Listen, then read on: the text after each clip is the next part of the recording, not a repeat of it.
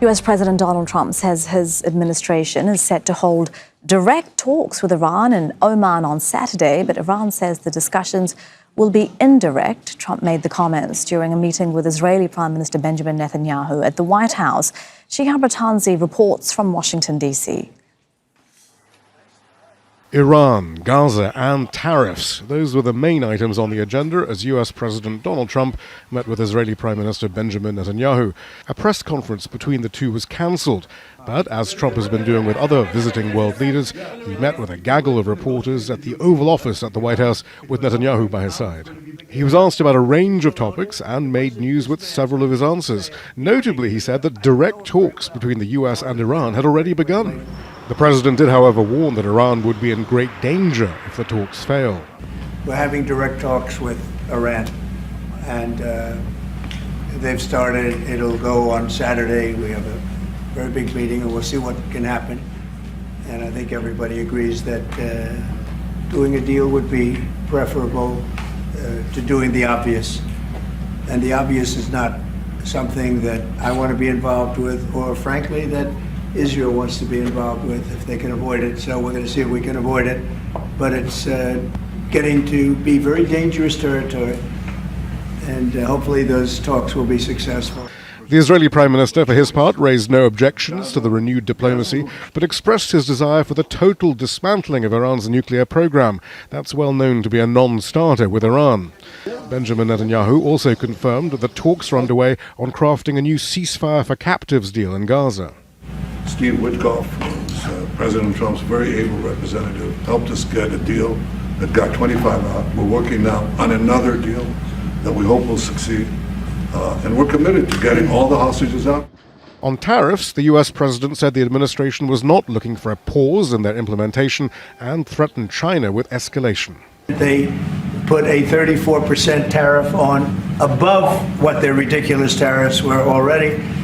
And I said, if that tariff isn't removed by tomorrow at 12 o'clock, we're putting a 50% tariff on above the tariffs that we put on. The Israeli Prime Minister had made much about being the first world leader to come to Washington and negotiate directly with Donald Trump on tariffs. Israel had reportedly been surprised that it too was being charged a 17% levy on its exports to the US. However, Benjamin Netanyahu left the White House with that tariff still in place, with Netanyahu vowing to erase the trade deficit with the US, a process that could take some time.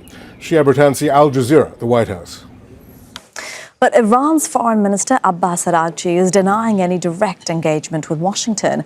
On X, he said that Iran and the United States will meet in Oman on Saturday for indirect high-level talks.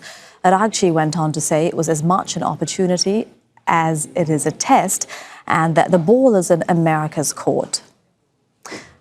Tohid Asadi is joining us live from Tehran. So, Tohid, what is the latest that you're hearing from Iran about these talks?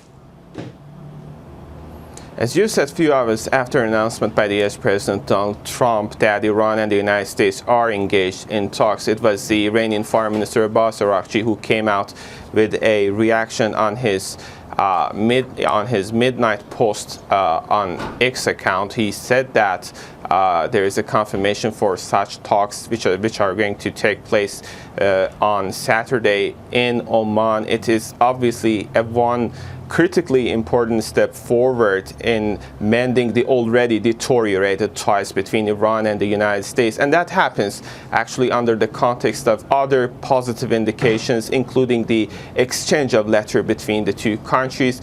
Secondly, Araghchi said that talks are going to be indirect. This is something that contradicts the statement by the US President, who said that Iran and the United States are going to have direct negotiations. But at the same time, we can take a look at it from this perspective that this mediated talks could be considered as a preliminary step to set up for a potential direct talks between the two countries. But for the time being, what we hear from Tehran is the constant statements by different Iranian officials, including the Foreign Minister as well as the Iranian President, who say that at the time being the possibility of direct talks with Washington is off the agenda due to the clear air of mistrust that exists between the two sides and the constant threats, militarily speaking, that has been directed towards the country. And there is this third point that Foreign Minister Araghchi mentioned. He said that the ball is going to be in the court of the United States.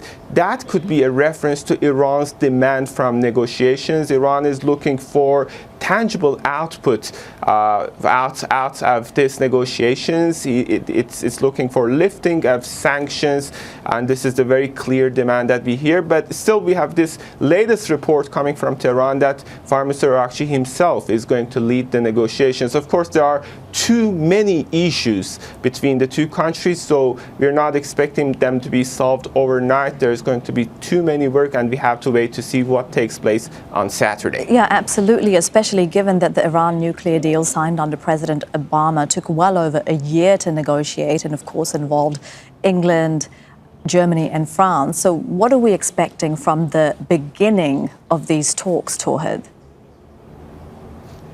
Well, it seems that at the first step, they're looking for a framework to, let's say, start negotiations. Of course, that's where the role of this intermediary factor, which is Omani's foreign minister, is more and more colorful.